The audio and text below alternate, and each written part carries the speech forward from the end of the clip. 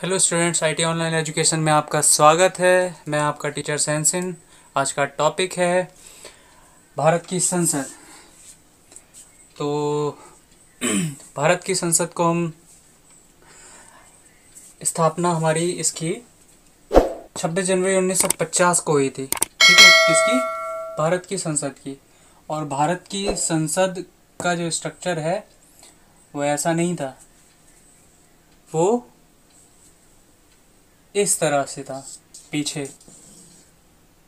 यानी कि ये जो स्ट्रक्चर है ये पुराना वाला स्ट्रक्चर ही है। तो अब जो क्या कर दिया गया है, अब सेंट्रल विस्टा नाम से एक नई इमारत तैयार करी गई है भारत की संसद की।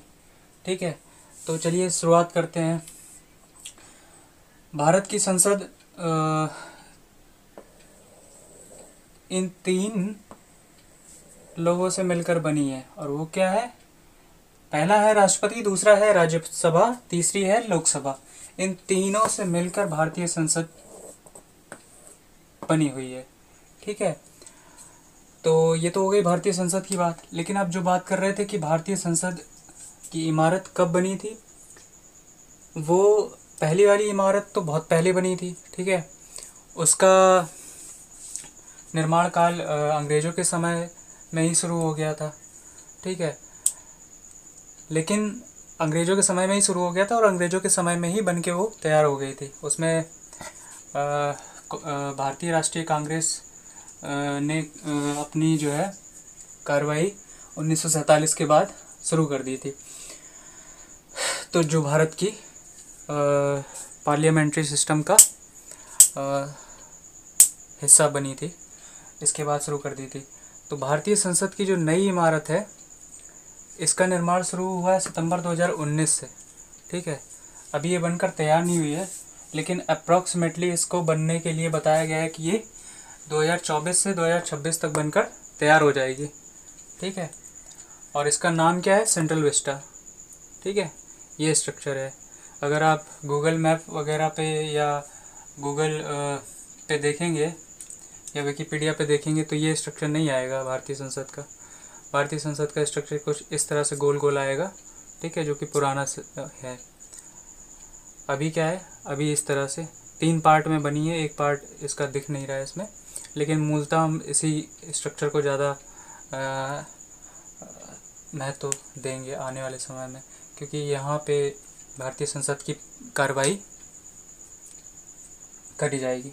तो चलिए शुरू तो कर ही चुके हैं। भारत की संसद के 3 मुख्य बिंदु हैं।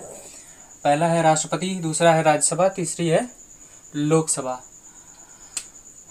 तो राज्यसभा में भी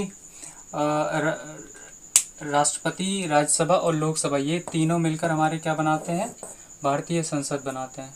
ठीक है, अब राष्ट्रपति, राज्यसभा और लोकसभा, यही 3 बिंदु क्यों है हमारे लिए इम्पोर्टेंट?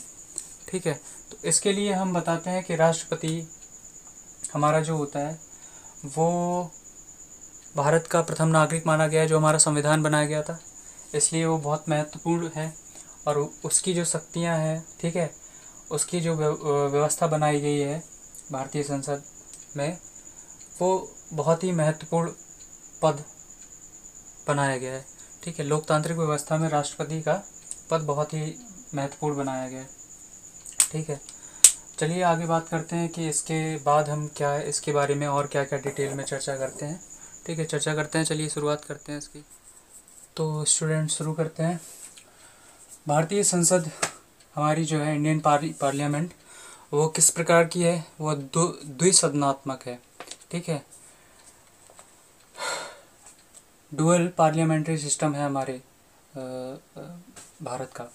ठीक है, और कहाँ की संसदीय प्रणाली पर इसकी व्यवस्था चल रही है?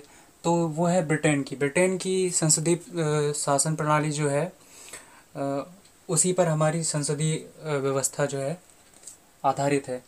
तो उसमें सबसे पहला तो ये है कि जो हमारे 2 सदन हैं, ठीक है, द्विसदनात्मक, जिसको हमने बताया द्विसदनात्मक, वो द्विसदनात्मक क्यों है? क्योंकि 2 सदन प्रमुख माने गए। एक है उच्च सदन, निम्न सदन। ठीक है, उच्च सदन में क्या है, उच्च सदन में हमारा आता है राज्यसभा और निम्न सदन में आता है लोकसभा। ठीक है, उच्च सदन, निम्न सदन प्लस राष्ट्रपति, ये तीनों मिलकर ही क्या बनते हैं, हमारी भारतीय संसद बनते हैं। तो अब चलिए बताते हैं कि हमारी जो शासन प्रणाली है, जो हमारी शासन प्रणाली है उस वो जो है किस प्रकार की है और कितने प्रकार की है। तो वो है लोकतांत्रिक। हमारी शासन प्रणाली में दो प्रकार की सरकारें स्थापित की जा सकती हैं। ठीक है, वो है संसदीय सरकार एवं दूसरी है अध्यक्षीय सरकार। इनको इंग्लिश में बोलते हैं पार्लियामेंट्री एग्जीक्यूटिव और दूसरा है प्रेसिडेंशियल एग्जीक्यूटिव। ठीक है, तो अब ये किस प्रकार से जो है राष्ट्रपति से संबंधित हैं। तो जैसे कि बताया गया है कि संसदीय सरकार जो है हमारी, वो संसदीय सरकार हमारी राष्ट्रपति को किस रूप में निरूपित करती है या किस रूप से इंगित करती है, उसका जो ये राष्ट्रपति जो होता है इस व्यवस्था में, संसदीय सरकार की व्यवस्था में, इसमें राष्ट्रपति होता है औपचारिक प्रमुख। ठीक है, औपचारिक प्रमुख होता है। वास्तविक शक्तियां जो होती हैं वो मंत्रिपरिषद में निहित होती हैं। और मंत्रिपरिषद का प्रधान कौन होता है, मंत्रिपरिषद का प्रधान प्रधानमंत्री होता है। ठीक है, जो कि जो प्रधानमंत्री होता है वो लोकसभा के प्रति सामूहिक रूप से उत्तरदायी होता है। ठीक है, तो यानी वास्तविक शक्तियाँ कहाँ चली गई, प्रधानमंत्री के पास चली गई। और यहाँ पे ये राष्ट्रपति हमारे क्या हो गए, राष्ट्रपति हो गए औपचारिक प्रमुख। ठीक है, ये कौन सी व्यवस्था सरकार के अंतर्गत आता है, हमारे संसदीय सरकार के अंतर्गत आता है, यानी कि पार्लियामेंट्री एग्जीक्यूटिव में। ठीक है, अब ये है दूसरी हमारी सरकार किस प्रकार से चलती है, हमारी तो नहीं है लेकिन भारत की तो संसदीय सरकार पे ही बेस्ड है व्यवस्था।